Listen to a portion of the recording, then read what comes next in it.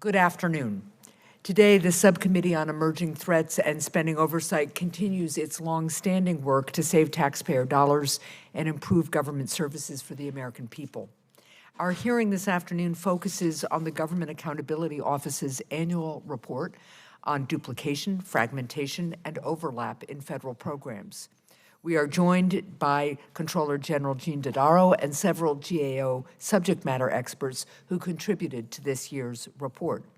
Their testimony will provide the subcommittee with a better understanding of the challenges described in the report and GAO's recommendations to address these challenges.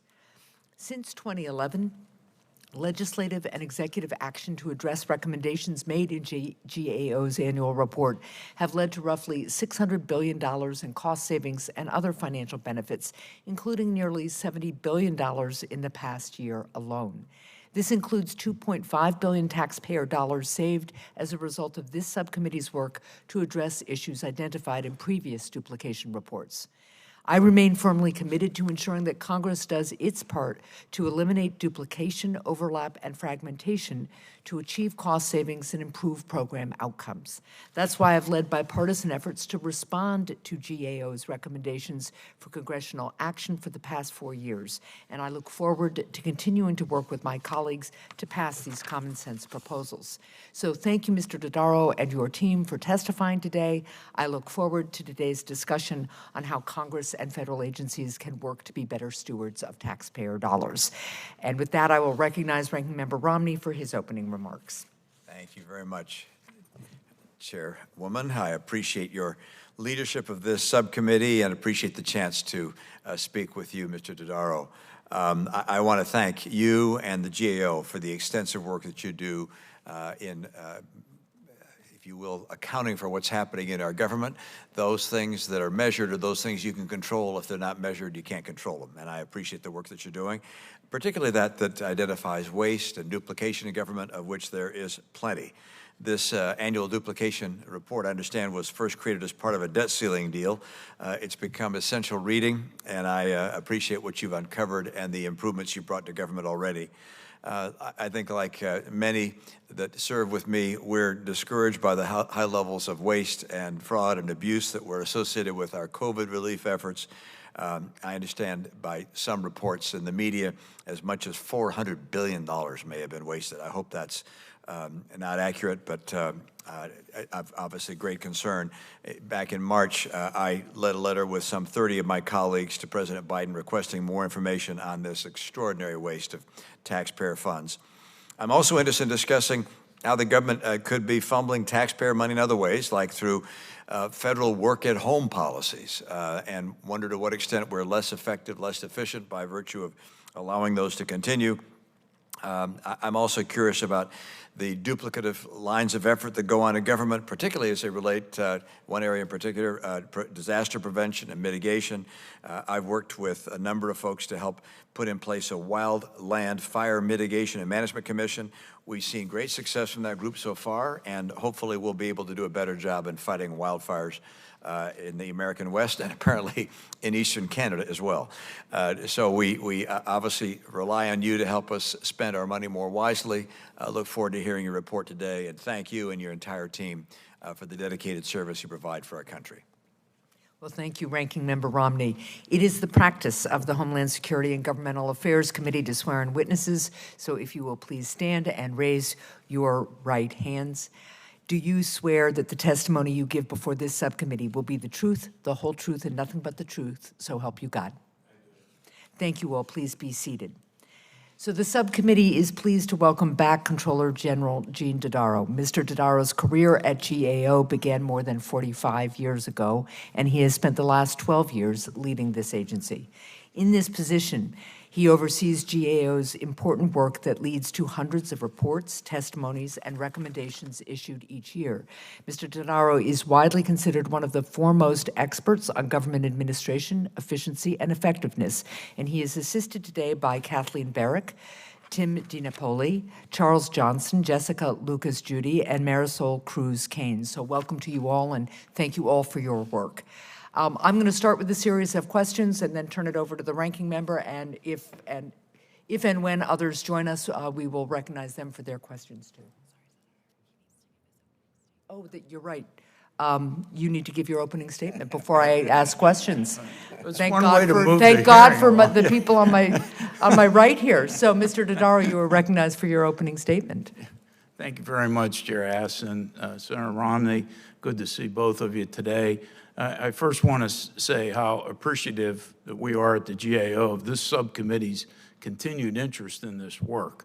It's very important, and you know, what we've seen is that persistence over time will pay off, and that a number of these recommendations have been implemented. I've been very pleased. You know, we've made over 1,800 recommendations. 74% have been fully or partially implemented. It saved, as you noted in your opening statement, about $600 billion so far. You know, when we started this work with Senator Coburn years ago, he predicted $300 billion. So he wouldn't be surprised, though, at where we are right now.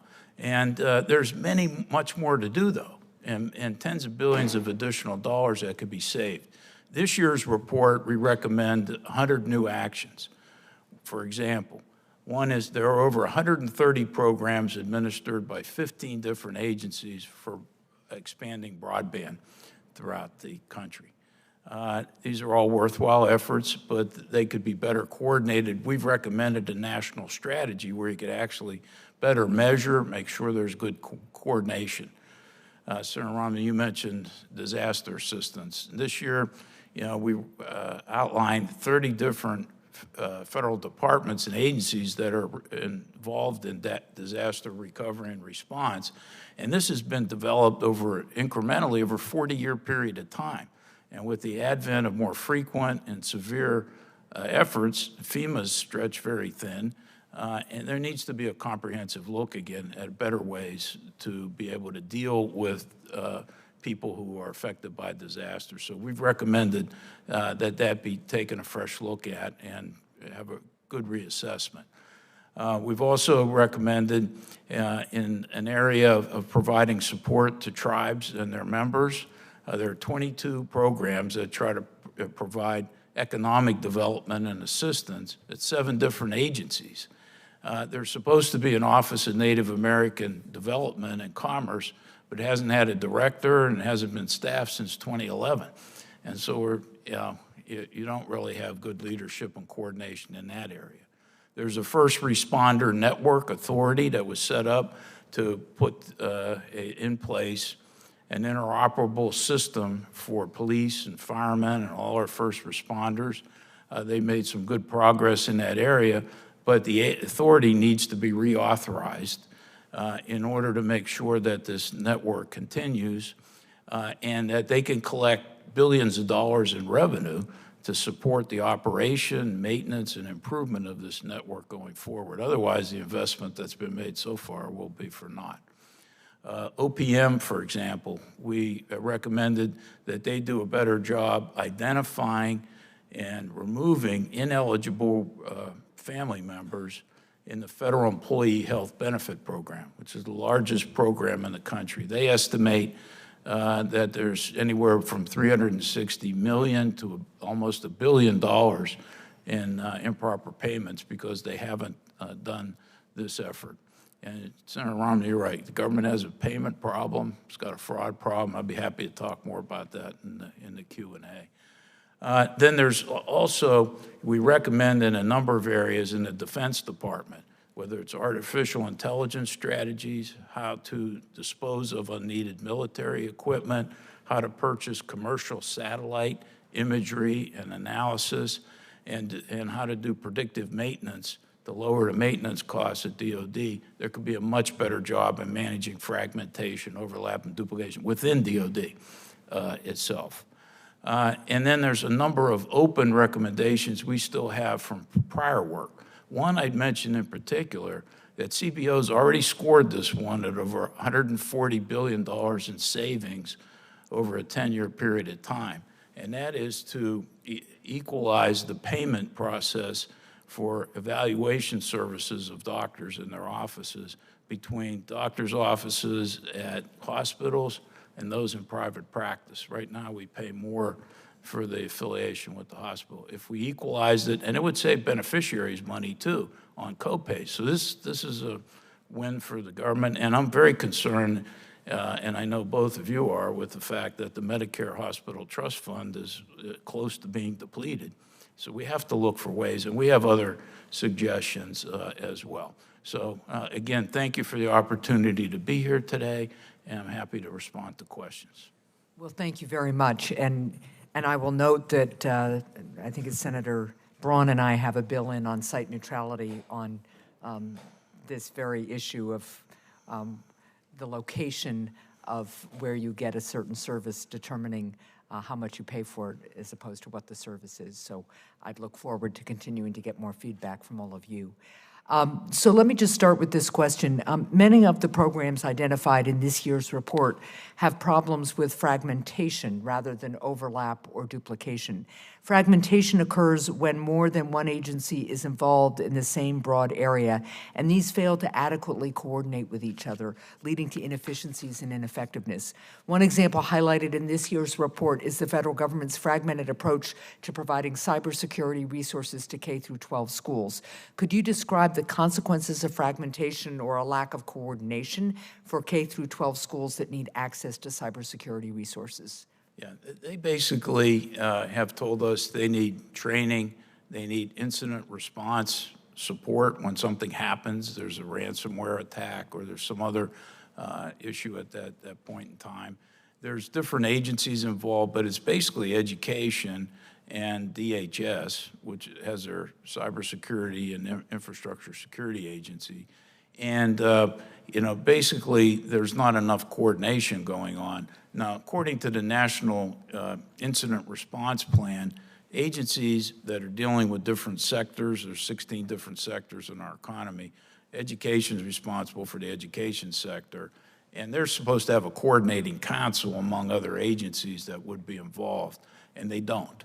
And we recommended they have a coordinating council so they can understand more what the needs are in the K through 12 area, and they can then provide better support to the schools.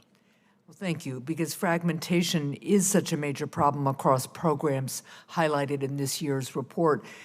What's your general advice? What can agencies do to proactively coordinate and collaborate to avoid fragmentation? Yeah, they have to formalize their procedures.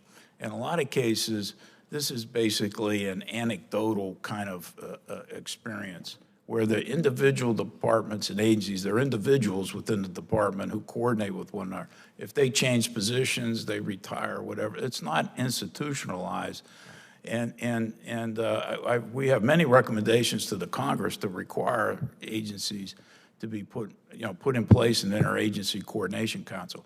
It's very rare these days that there's a problem that doesn't need coordination across the federal government. And it's become increasingly so.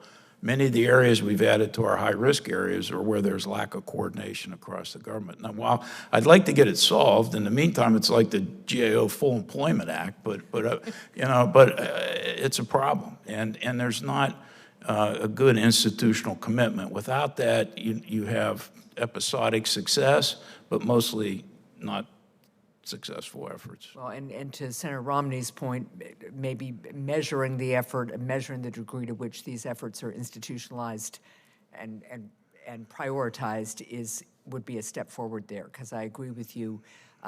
It's a constant, people say you should coordinate, but unless people really make an effort and formalize it, it may not get done. Yeah, we have developed a set of criteria of 7 factors that ensure successful collaboration. Clear roles and responsibilities. What kind of resources are needed? How do you measure outcomes? How do you deal with conflict in the issues? And so we evaluate against those criteria. But if Congress could also legislate that these coordinating bodies meet this collaboration criteria, which we've seen produce success, and you'll see a lot of examples in this year's report where they meet one of the 7 criteria, they'll meet. Even if there is a coordinating body, it may not be effective. Okay. And so that we know how to produce success. It's just a matter of people following the right practices and principles. Good, thank you. So I want to turn to the issue that Senator Romney raised, which is federal disaster relief. Federal disaster relief programs span across more than 30 agencies, as you noted. GAO found that this fragmented and overlapping approach to disaster recovery diminishes service delivery to disaster survivors and communities, exposes agencies to waste, fraud, and abuse of taxpayer dollars, and reduces the effectiveness of the recovery efforts. GAO recommends that Congress set up an independent commission to address these disaster recovery challenges. What benefit could an independent commission provide compared to efforts to simply require agencies to better coordinate? Yeah, well, in this case, I think there needs to be a thorough reevaluation of the situation. You know, as I mentioned in my opening comments, you're having more frequent, more intense events. Right. They're becoming broader than just floods, wildfires being a great example. There's concerns about earthquakes, there's concerns about tsunamis, et cetera. So the circumstances for disasters, the panoply of potential disasters is broadened. Secondly, we consistently raise issues with FEMA staffing issues. FEMA right now is still monitoring close to 500 different disasters that have occurred since 2004. And while we've become much better as a government in the initial response, we're not very good on the recovery process. And this drags on for years and years. The agencies all have unique statutory authorities and regulations, and some of that can't be changed without statutory changes in the Congress. You have 32 different congressional committees that have responsibility for oversight over these agencies. And so you need, I think, someone who's independent in the commission. Now, what we did is we got a group of experts together, and they came up with 11 different policy options that Congress could consider. The White House is looking at those policy options now and trying to figure out what to do. OMB is trying to look at it from a consumer standpoint, or somebody who's a disaster victim, and how difficult it is to deal with all these different agencies and understand even what's available. The process is difficult to provide the applications. You got to apply to different agencies. They're trying to simplify it into one application form. I know there's some legislation introduced in the Senate to require a uniform disaster application form. I think it's moving in the right direction. But I think this is a broader issue. And the agencies themselves have vested interests in the status quo. Right. And unless you have someone coming in with an authoritative, and we have lots of experts in the country that can give this a good, thorough reexamination, I believe is needed. Great, thank you. I'll recognize Senator Romney for his questions. Thank you. I thought that I had, an eye-popping statistic when some years ago I noted that there were some 49 different federal job training programs, and thought the duplication was outrageous.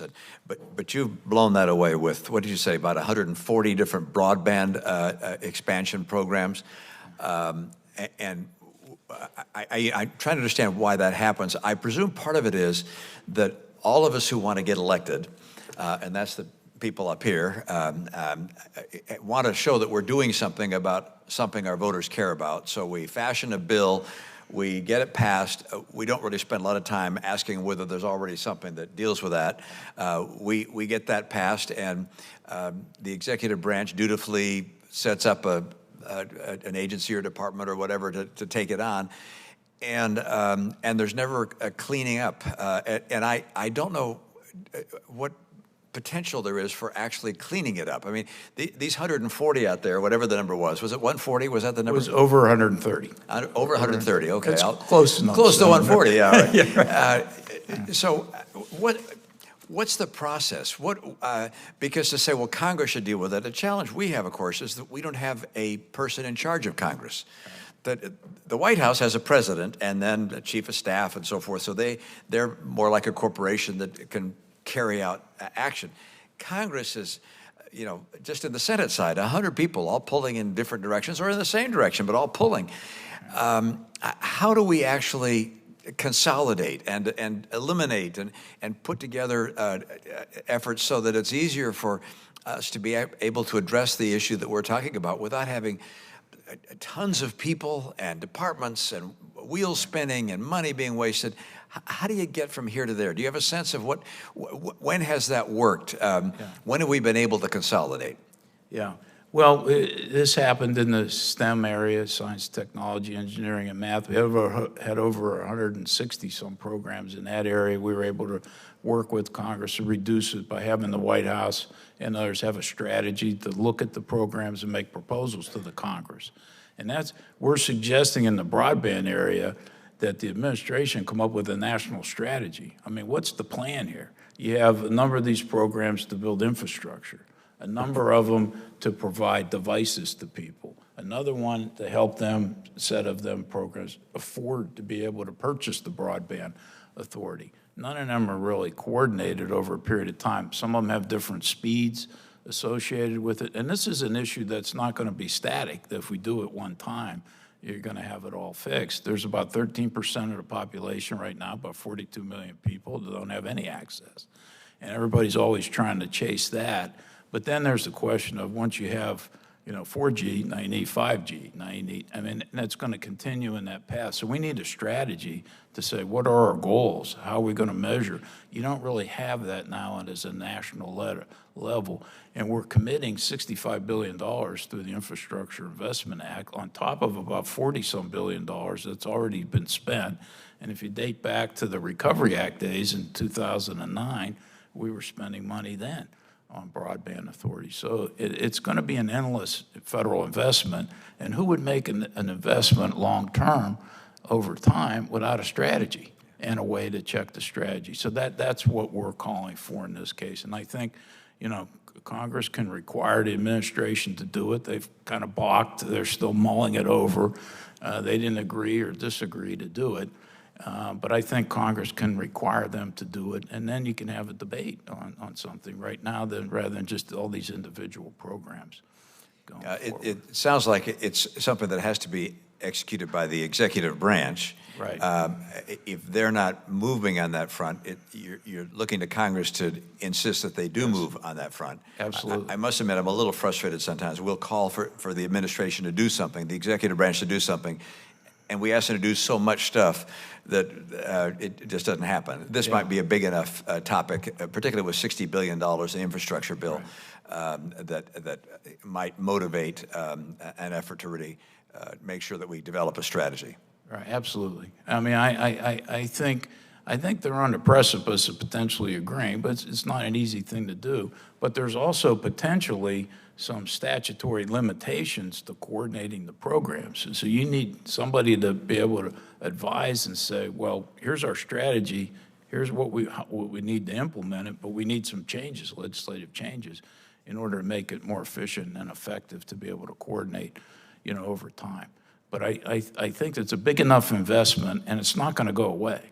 I mean, it's not going to go away. If this was a one-time thing, I'd say, well, the money's gone, and you're going to get what you're going to get. But in this case, I don't think this is the last investment we're going to make in this area. The vulnerability of our various governmental systems for fraud is substantial, obviously. But my impression is that relative to the private sector, the fraud that is perpetrated against the government is much greater. And I don't know why that is precisely, but my expectation is it's going to get a lot worse with AI. Yes. That the capacity of bad actors to hack into our systems will be greater. I certainly don't want to reveal private information, but I was approached by a colleague, not a government colleague, whose Social Security number was stolen, address and name was taken, and this person who stole that information filled out a 2-page tax form, sent it in, and received almost $1 million in a tax refund. Totally fraudulent. Right.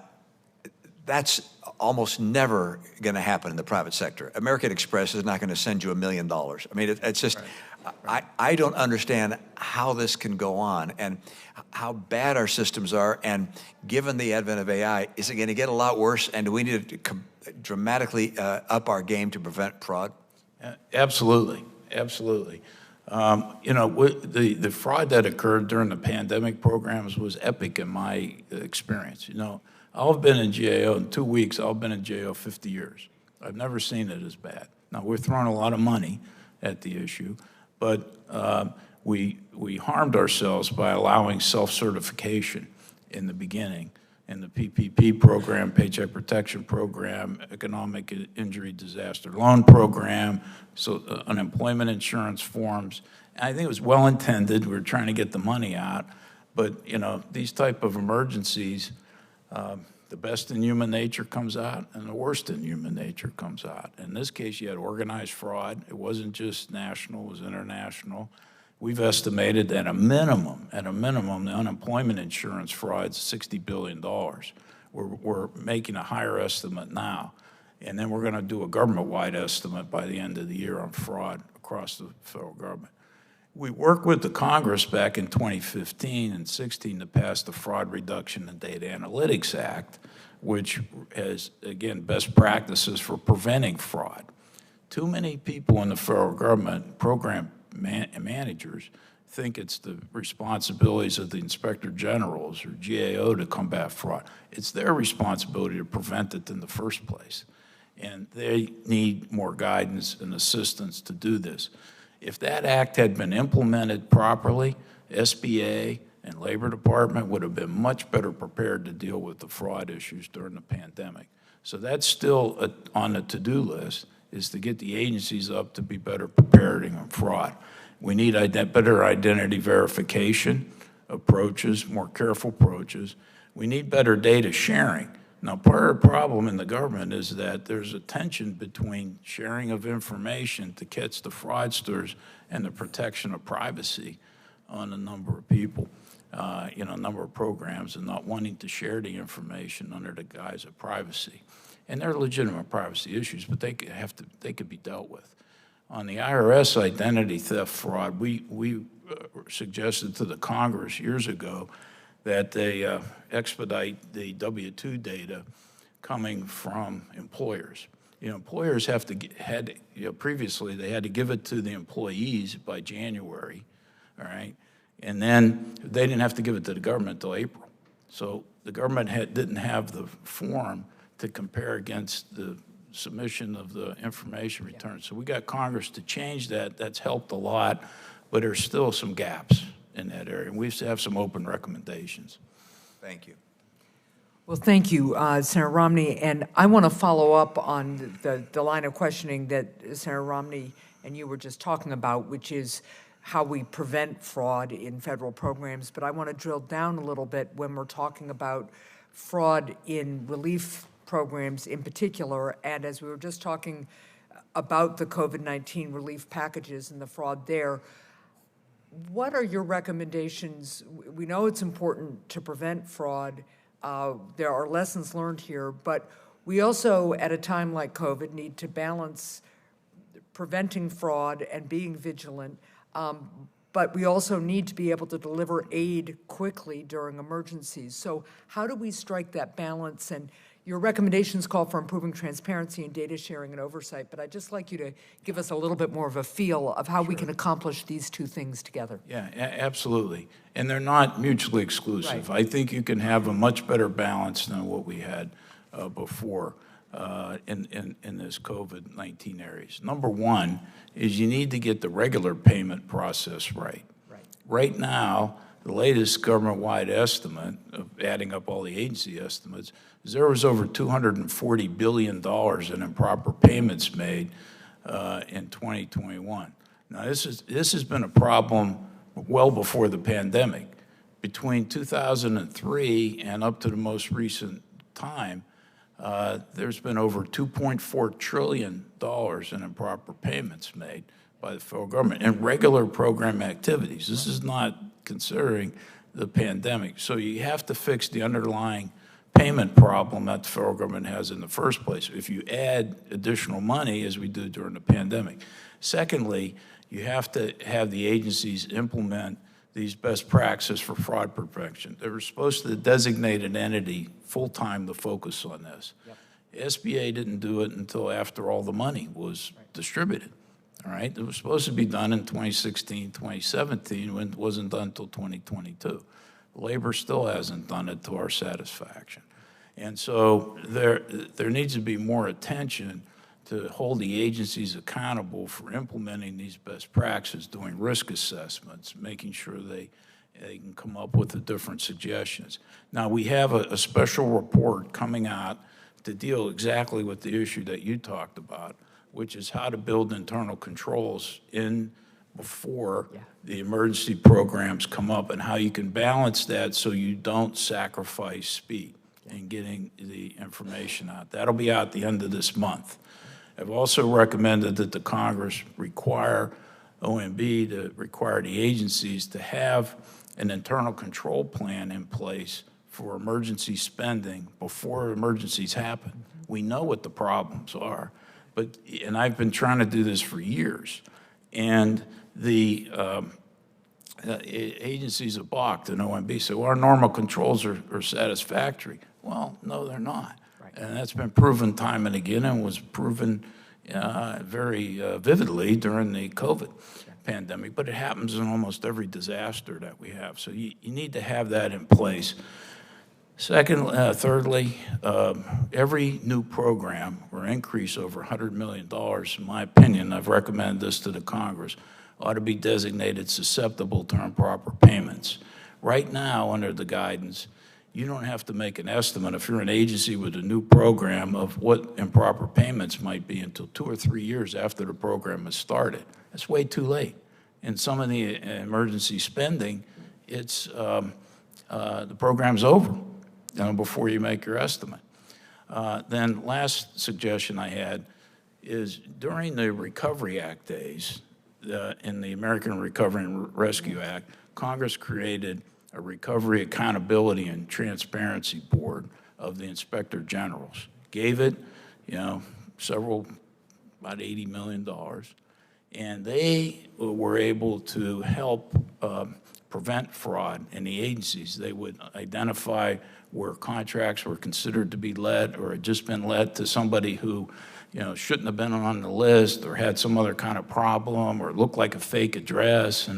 And that was very successful. And it was extended when we had Superstorm Sandy, but it expired in 2015. Now, Treasury had the ability to pick up that responsibility. They demurred. I said, I encouraged them to do it. They said, no, we don't get into that business. And then I went to Congress and I said, you ought to make this a permanent feature of the Inspector General community, deal with this improper payment problem, and then it's already there when emergencies develop.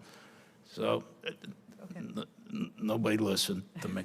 And so then the CARES Act comes out, all right? So 5 years later, we're authorizing trillions of dollars.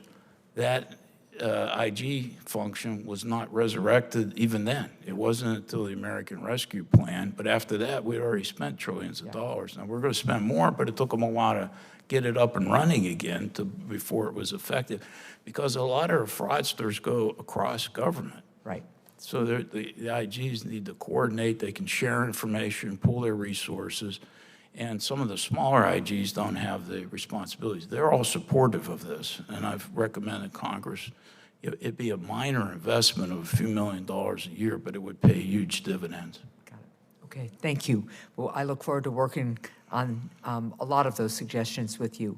I want to ask one more question, and then I'll turn it back to Senator Romney. The American people expect agencies to use taxpayer dollars responsibly, but GAO identified an area where agencies are failing to use goods they already have, called excess property, and they're purchasing new goods instead. These include goods that agencies use every day, from printer ink and desk chairs to large research equipment and heavy machinery.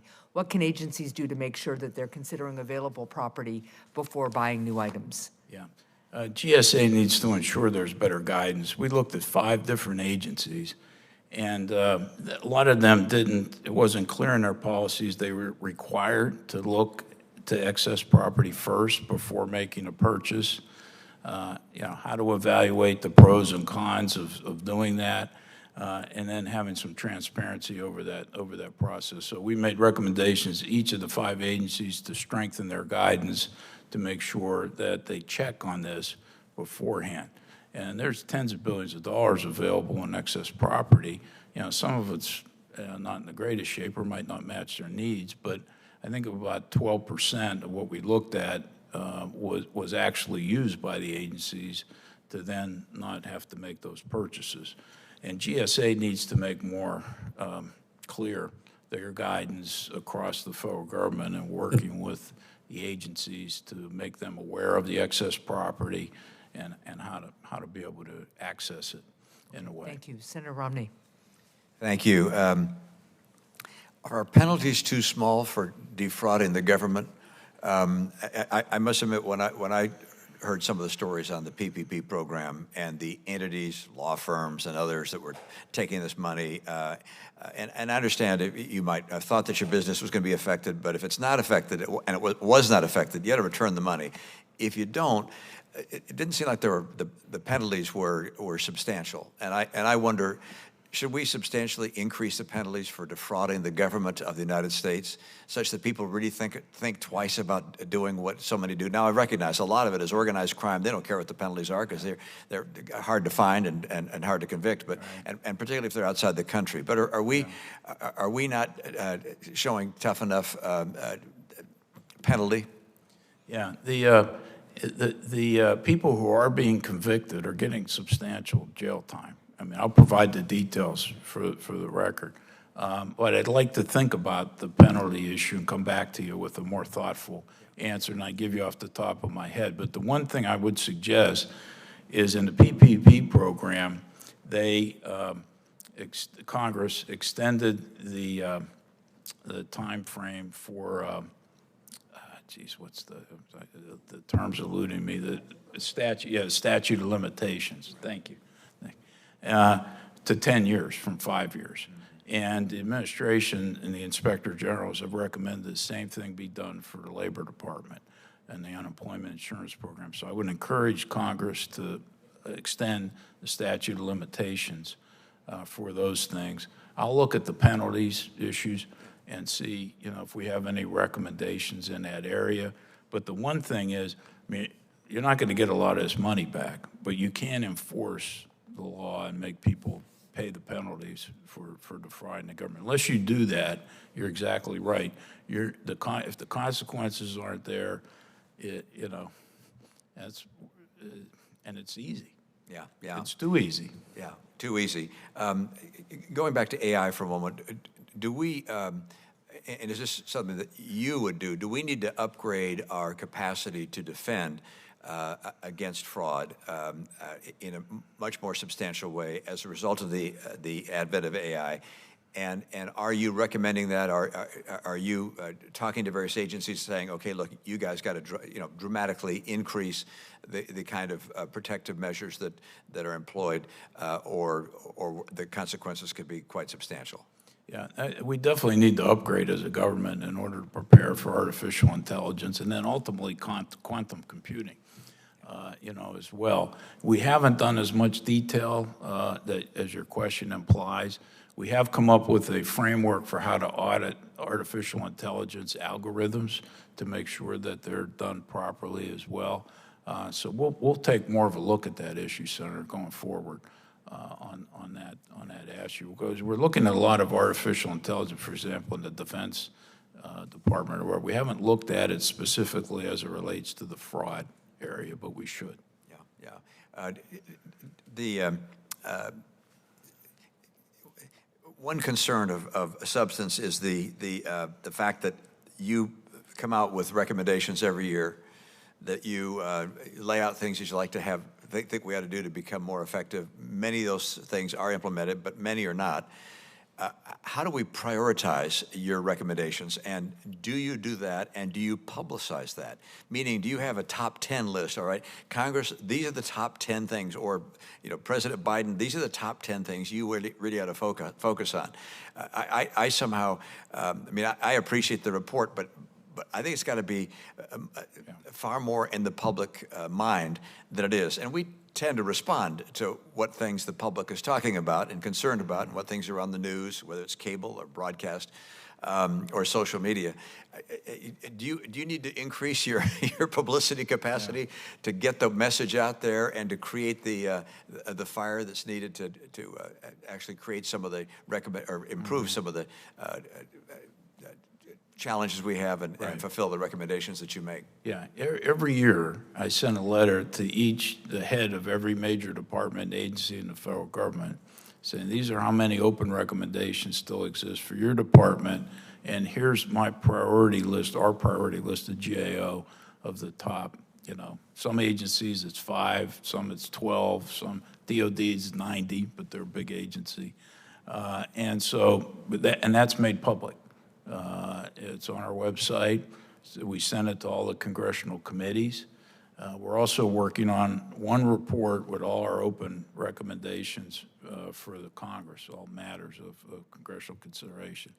And I would point out, each year we track how many have been implemented by the executive branch, how many by the Congress. Executive branch is ahead. I'm not surprised. In the game. But the big money comes from Congress's actions. Wow.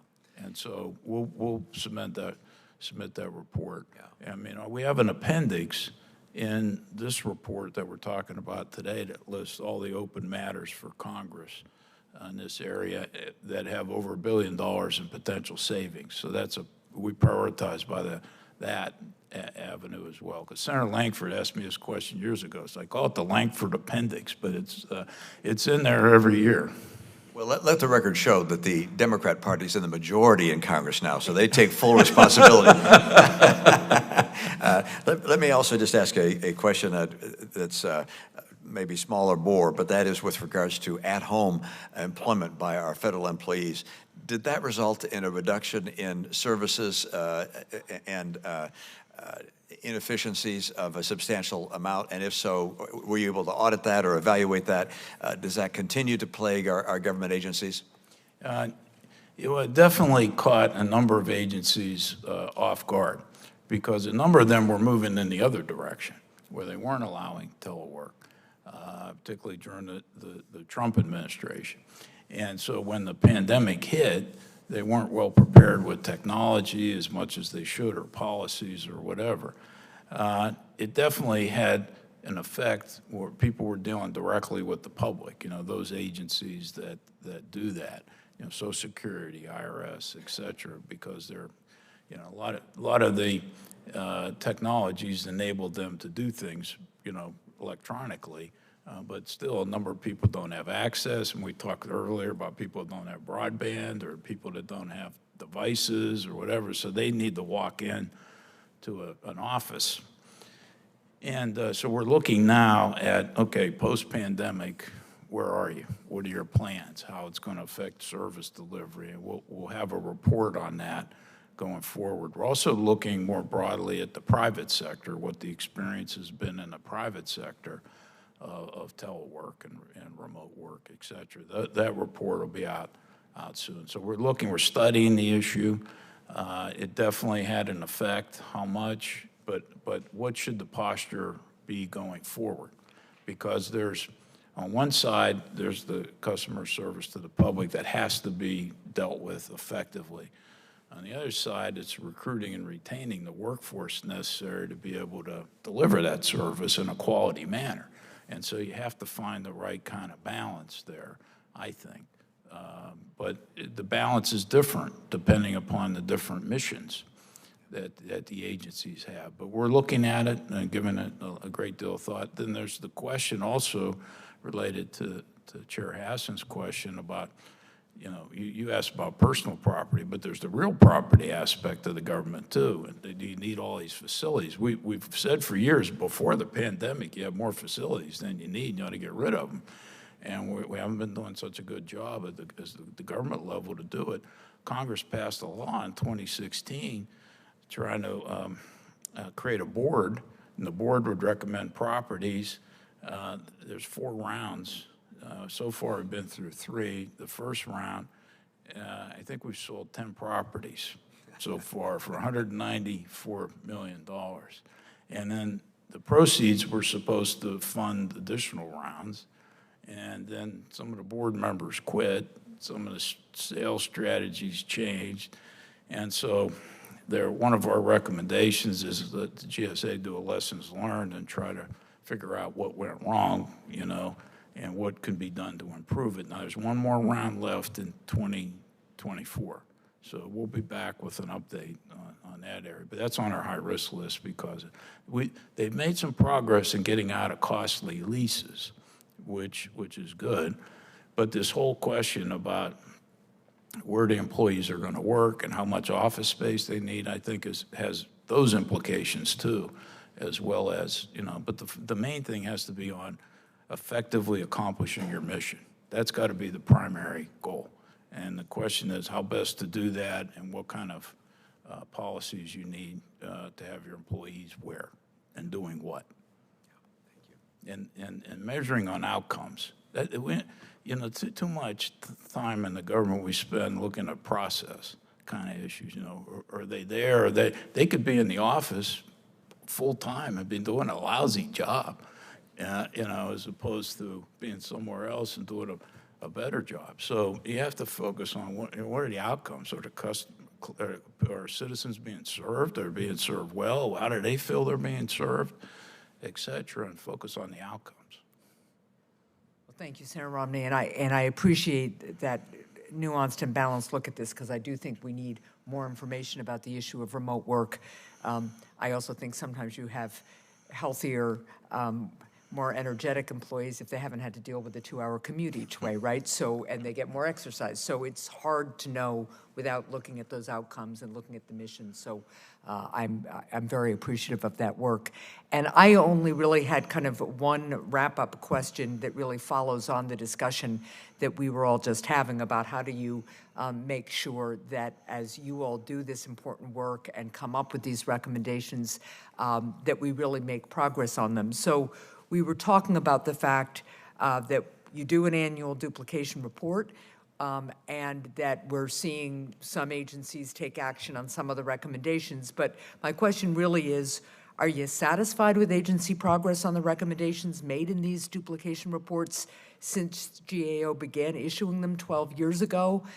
Just tell us how you think the agencies are doing overall. And obviously we know it's not perfect, but yeah. Yeah. Somewhat satisfied. Yeah. Not really. Yeah. Not really. Yeah. We could be doing so much more. There's still too much resistance to change. Yeah. That I think it's disappointing.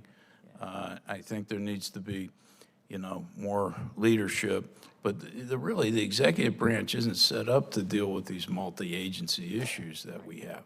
OMB is a very small agency. You haven't had a controller in 7 years in that position over there, which is one of the primary people we would deal with. OMB has small p political issues they deal with, trying to, mediate between the agencies type of thing. There's a lot of turnover in government, and a lot of vacancies and open positions. It's really not, structured properly to implement a lot of our recommendations. See, at GAO, we have more continuity than anybody else in the government. Comptroller General's got a 15-year term, and we look across the government. We have a lot of institutional knowledge and memory. And a lot of agencies don't have that. And then you have, the policy debates and issues about things as well. But so much more could be done. So I'm never. If I was satisfied, I'm in the wrong job. Yeah, right. And okay. And I understand that, and it is, it is always hard to achieve change, especially in large organizations, especially sometimes mission-driven ones where their focus is on the customer service aspect. Right. But to the point we've both been making, the effective and frugal use of taxpayer dollars is part of customer service. And so one of the things I heard you really talk about that I think is something we might want to pursue is how do we make sure that our agencies have somebody who is accountable for pursuing these recommendations and really taking on their agency's fiscal responsibility in a way that might bring it to the forefront and let them drive some of this change from within. And that really struck me as you were testifying. Yeah, no, I think that's a good issue. I mean, we have another report coming out at the end of this month. There are actually 19 programs in the federal government that have driven down improper payments. So and we're trying to glean, okay, what are the common factors that cause that? But the number one factor is they made somebody responsible for that action. And so, and there's some other, they shared data, they upgraded their technology, so we're trying to then take that and extrapolate it. But in the context of what we need, though, in terms of dealing with our long-term deficit and debt problems, I've seen more action on our recommendations on overlap, duplication, and fragmentation the more Congress focuses on, like when there were caps in place for the Budget Enforcement Act of 2011. The first couple of reports we put out, you got a lot of action, and a lot of the big dollar savings came in during that period of time. So I think with the current discussion about trying to restrain federal spending in some of these areas, that Congress should look more at our savings, because we're making recommendations where people aren't going to get hurt, that where you're wasting money, where you're not. I mean, they're not going to, and so they're smart ways to save money, and I think they deserve a lot of attention. That's why we keep repeating these ones from the past. Sure. Senator Romney, you had another question. I did. This is perhaps personal curiosity, but is there better technology for identifying whether someone is who they say they are? My impression is that my credit card company is pretty good at that, but the government is not terribly good. We're still using Social Security numbers. I mean, numbers. Is there better technology? Should we move? I mean, I think again with AI and technology that misidentification of people approaching government is going to be an even greater problem. Do we need to find a better way to authenticate if it's a real human and who it is and where they live? And I mean, is there a technology, an opportunity here? I mean, the answer is yes. I mean, we need to have better technology. Exactly what it is, I'm not prepared to say at this point. But we need to be better, not only for individuals, but also for companies. Yeah. I mean, we have the same kind of issue there.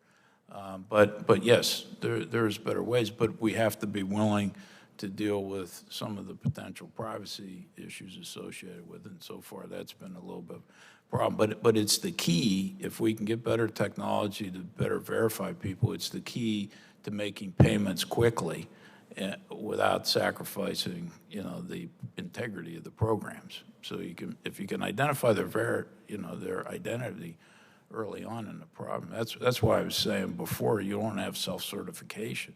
I mean, you can't have that. There was no checking done. That could have been checked easily in a lot of cases. And so, but there's better ways to do it. And I know I've had discussions with the executive branch about that and try to move. They're supposed to be working on an executive order about how to improve verification, identity verification. Yeah.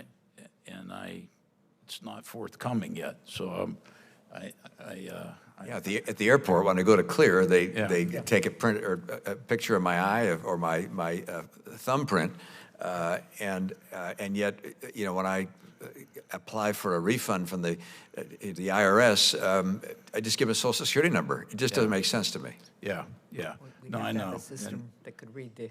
Yeah, but there's just a lot. I mean, there are federal agencies using facial recognition technology, but they're facing a lot of blowback too. I mean, it's mostly in the law enforcement areas right now, but IRS tried to do it, and they got a lot of pushback on that issue. So it's always a tension there that we face as a country on those issues.